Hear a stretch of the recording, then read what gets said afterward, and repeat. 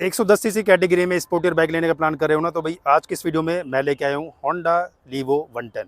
अब आप दोनों मॉडल्स देख रहे हो, ये रहेगा ओल्ड मॉडल और ये रहने वाला है न्यू मॉडल। आज की इस वीडियो में मैं डिटेल में कंपैरिजन करने वाला हूँ कि इन दोनों मॉडल्स में आपको प्राइस वाइज क्या क्या चेंजेस मिलने वाला है, होंडा ने क्या क्या फीचर्स का अपडेट किया है, सारी चीज़ें आपके साथ इस वीडियो में मैं डिटेल में शेयर करने वाला हूँ। सो दोनों मॉडल्स आपके सामने खड़े हैं, डिफ्रेंशिएट आप इजीली कर पाओगे।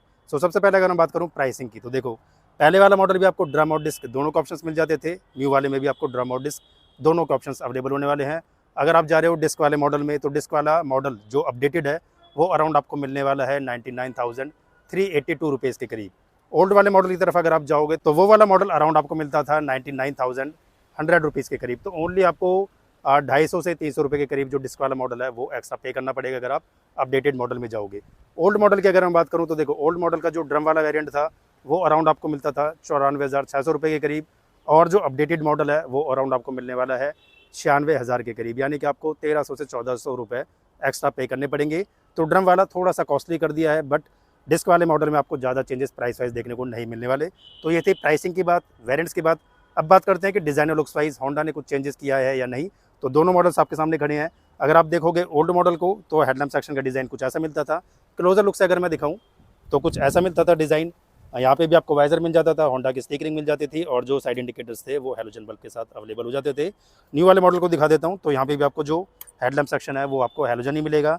साइड इंडिकेटर्स भी आपको यहाँ पे हैलोजन ही मिलने वाले हैं, और जो ग्राफिक्स है उनमें आपको अपडेट मिलने वाला है। यहाँ पे अगर आप देखोगे ग्राफिक्स को तो कुछ ऐसे चेंजेस यहाँ पे आपको मिलने वाले हैं। अगर आप देखोगे ओल्ड मॉडल को तो ओल्ड मॉडल में जो आपको वाइजर था ये ब्लू कलर के साथ अवेलेबल होता था। अगर आप सेम कलर में जा रहे हो तो यहाँ पे आपको कलर वाइज अपडेट मिलने वाला है। यहाँ पे आपको जो ग्राफिक्स थे ओल्ड वाले मॉडल के वो कुछ ऐसे मिलते थे।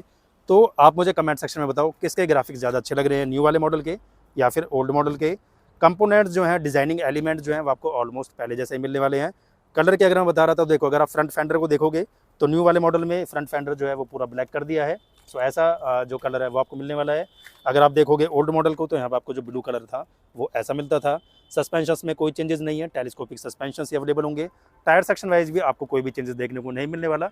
दोनों ही मॉडल्स में आपको 80/100 का टायर सेक्शन अवेलेबल होने वाला है, और 18 इंचेस के जो अलॉय व्हील्स हैं वो दोनों ही मॉडल्स में अवेलेबल होने वाले हैं। अब अगर मैं बात करूँ साइड की प्रोफाइल पे, तो देखो साइड की जो प्रोफाइल है न्यू वाले मॉडल की, डिज़ाइन जैसा मैंने बताया आपको सेम ही मिलने वाला है। डिज़ाइन वाइज कोई भी चेंजेस नहीं है। 9 लीटर की आपको फ्यूल टैंक की कैपेसिटी मिलने वाली है, बट ग्राफिक्स यहाँ पे आपको चेंजेस मिलने वाले हैं। ग्राफिक्स जो हैं वो कुछ ऐसे रहने वाले हैं। तो आप देख सकते हो कुछ ग्राफिक्स जो हैं वो ऐसे रहेंगे। ओल्ड वाले मॉडल के अगर मैं ग्राफिक्स को दिखाऊं तो कुछ ऐसे ग्राफिक्स आपको ओल्ड वाले मॉडल में मिलते थे। तो ये वाला जो ग्राफिक्स थे ना वो थोड़ा सा इसको भरा भरा लुक दे रहे हैं, बट न्यू वाले मॉडल के जो ग्राफिक्स थे वो थोड़ा सा इसके परफॉर्मेंस को थोड़ा सा कम कर देते हैं। बाकी कैसे लग रहे हैं आप डेफिनेटली मुझे कमेंट सेक्शन में ज़रूर बताना। इंजन स्पेक्स और परफॉर्मेंस की अगर बात करूँ तो देखो इंजन के स्पेक्स और परफॉर्मेंस फिगर्स वाइज कोई भी चेंजेस होंडा ने नहीं किए हैं। सेम आपको 109.5 सीसी का इंजन मिलेगा जो कि जनरेट करता है 8.6 एचपी की पावर और 9.3 एनएम का टॉर्क। 4 स्पीड गियरबॉक्स मिलेंगे, यानी कि 4 स्पीड गियरबॉक्स दोनों ही मॉडल्स में अवेलेबल होने वाला है। नेक्स्ट अपडेट की अगर मैं बात करूँ तो देखो वो है इस बाइक का मीटर कंसोल। न्यू मॉडल में आपको जो मीटर कंसोल है वो SP125 जो ओल्ड आती थी वैसा मीटर कंसोल आपको मिलेगा। फुल LCD मीटर कंसोल यहाँ पे अवेलेबल होने वाला है। डेटा की अगर मैं बात करूँ तो यहाँ पे आपको गियर पोजीशन इंडिकेटर मिलेगा, क्लॉक इंडिकेशन मिलेगी, स्पीडोमीटर्स की डिटेल्स मिलने वाली है। बाकी यहाँ पे आपको साइड स्टैंड की जो इंडिकेशन है वो भी शो होने वाली है। और अगर मैं बात करूँ यहाँ पे बटन्स की तो 2 बटन्स मिलेंगे, एक आपको मिलेगा सेट और एक आपको मिलेगा यहाँ पे सेलेक्ट का बटन। तो सेलेक्ट के बटन से आप यहाँ पे जो ट्रिप मीटर्स है वो चेकआउट कर सकते हो, रेंज आप यहाँ से चेकआउट कर सकते हो, एवरेज यहाँ से आप चेकआउट कर सकते हो। तो ये अपडेट आपको डिजिटली मिलने वाले हैं। बाकी ओल्ड मॉडल को अगर मैं दिखाऊँ तो ओल्ड मॉडल में आपको जो मीटर कंसोल था वो एनालॉग और जो डिजिटल था उसका कॉम्बिनेशन मिलता था। यहाँ पर आपको एनालॉग जो स्पीडोमीटर्स की डिटेल्स थी वो एनालॉग मिलती थी, और छोटी सी आपको जो डिस्प्ले थी वो मिल जाती थी जिसमें आपको ट्रिप मीटर्स की डिटेल्स जो थी वो अवेलेबल हो जाती थी।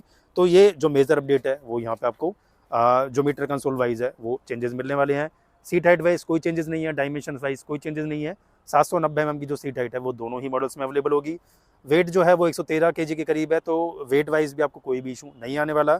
सीट को अगर मैं दिखाऊँ, अगर मैं बैठ के दिखाता हूँ तो मेरी जो हाइट है वो 5 फुट 7 इंचज़ के अराउंड है।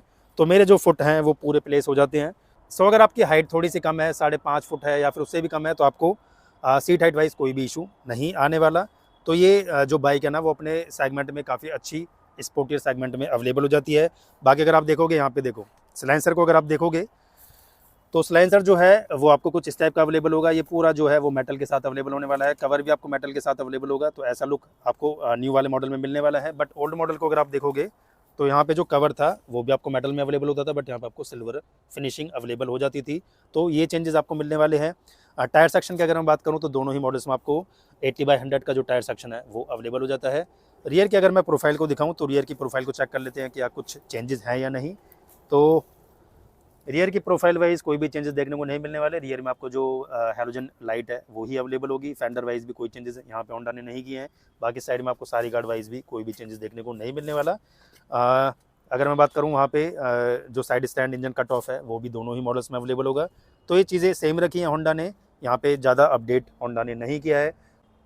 मेन अपडेट जो रहेगा वो रहेगा ग्राफिक्स वाइज और मीटर कंसोल वाइज। तो अगर आप डिस्क वाले मॉडल में जाओगे तो ज़्यादा बेनिफिशियल रहने वाला है, क्योंकि यहाँ पे प्राइस वाइज ज़्यादा चेंजेस नहीं किए हैं। ओनली 250 से 300 रुपये के करीब आपको जो प्राइस वाइज चेंजेस हैं वही मिलने वाला है। और आपको डिस्क भी मिलने वाली है। 240 mm की डिस्क साइज़ दोनों ही मॉडल्स में अवेलेबल होगी। बाकी आप मुझे कमेंट सेक्शन में बताओ किस मॉडल को लेने का प्लान कर रहे हो, डिस्क वाले मॉडल में जा रहे हो या फिर ड्रम मॉडल में। It's totally depend on you which model you want to select. So it's totally depend on you. बाकी बाइक कैसे लगी डेफिनेटली कमेंट सेक्शन में ज़रूर बताना। अपडेट कैसे लगे ज़रूर रिप्लाई करना। अगर वीडियो अच्छी लगी हो, इन्फॉर्मेटिव लगी हो तो प्लीज़ वीडियो को लाइक करें, शेयर करें। और अगर आप इस चैनल पर पहली बार आए हैं तो चैनल को भी सब्सक्राइब कर सकते हैं ऐसे इन्फॉर्मेटिव वीडियो के लिए। तो करते हैं इस वीडियो को यहीं पर and. So thanks for watching.